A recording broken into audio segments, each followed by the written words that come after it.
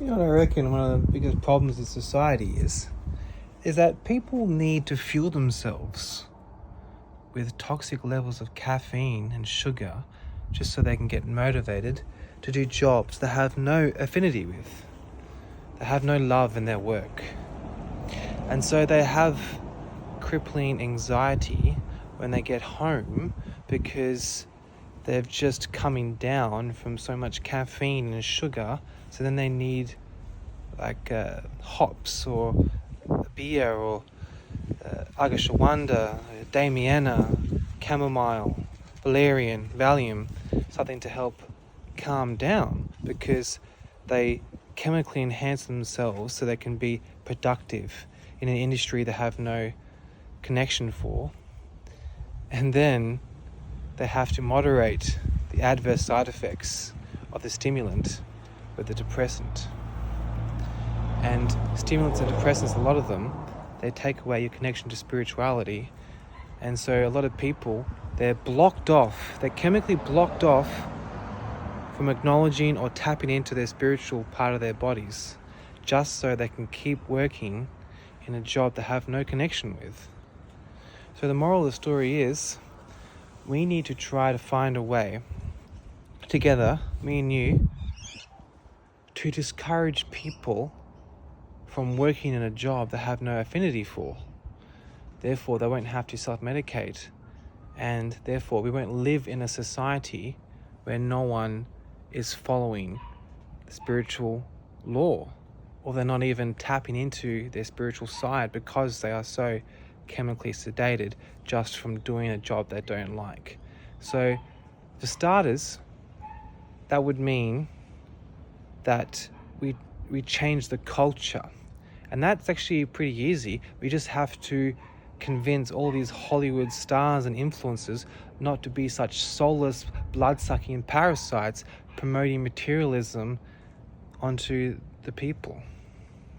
So that's something you and I can do, is start social shaming influencers for promoting toxic materialism, because that makes people do jobs they don't want to do, and they have to drink coffee and have sugar during the day, and they get grumpy in the afternoon because of all the coffee and sugar they had during the day.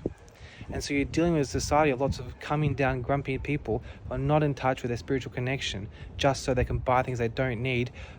So think about that. So hold people accountable. If they're pushing this agenda to force people to work in jobs they don't want to do and buy things they don't need, because if you think about it, you may say, oh, but we all have to work. Yeah, but if we lived in a world where, even 15 years ago, there was much more of a demand for workers, for staff. And it seems there's been a cultural change in that time. If every man and his dog wasn't trying to fight for the same jobs, then they wouldn't need to have people doing jobs they don't want to do. So the secret to me is to cut off people from applying for jobs. So culturally, this may sound a bit confronting to you, but the world seemed to do very well when there was a heavily male-orientated workplace. Now hear me out. I know your fucking alarm bells are dinging, ding, dinging. And obviously, women in general are smarter than men. If you go out into the public, just grab a woman by the hair and test her IQ, she'll most likely be more intelligent than a man, because on average, women are more close to the bell curve. They're more around 100, whereas a lot of men are around 70, 60. But you do also get more men at around 140 to 160 IQ, so there's less women at the top. There still is some, but there's more men at the top, because most women are around the middle, but a lot of men are at the bottom too. So there's no hierarchy, there's no terms of what's good, what's bad, what's top, what's bottom. It's simple as that women on average are smarter than men, but there's more male geniuses. And this isn't really connected to anything, but that if we put pressure on men to provide for families, then there'd be more competition, and they'd be more tactful, and they'd be more precise and competitive and reach their full potential. Because I feel like a lot of jobs are just kind of justified to keep everyone busy. This has actually happened. This isn't just a theory. This is proven that there was a time in northern England in the early 20th century. This was in the Sapiens book. Bill Gates, the eugenicist, his favorite book, that there was coal mines where thousands of men lived to about 50% of their age, their potential, because they were working in coal mines. And the government, local government, did the numbers. They crunched the numbers and found out it was actually cheaper to import the coal. So there was absolutely no need whatsoever to keep thousands of men away from their families, breathing in coal dust, meeting their maker decades prematurely, simply because it was too much of a clusterfuck for the local government to get their goddamn head around the idea of what should we do with these men if they're not in a coal mine.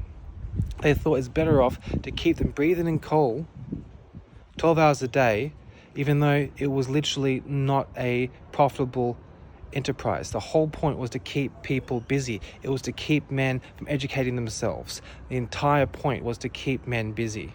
And so you have to understand there is tens of thousands or hundreds of thousands of positions, job positions in this nation that are designed only to keep people distracted and busy. It's not vital to the cog of the wheel of the system of life. And so this needs answers. We need to talk about this. We need to not get so emotional and be willing to engage with these ideas. What can we do to create and build and maintain a world where people are not doing jobs they do not enjoy?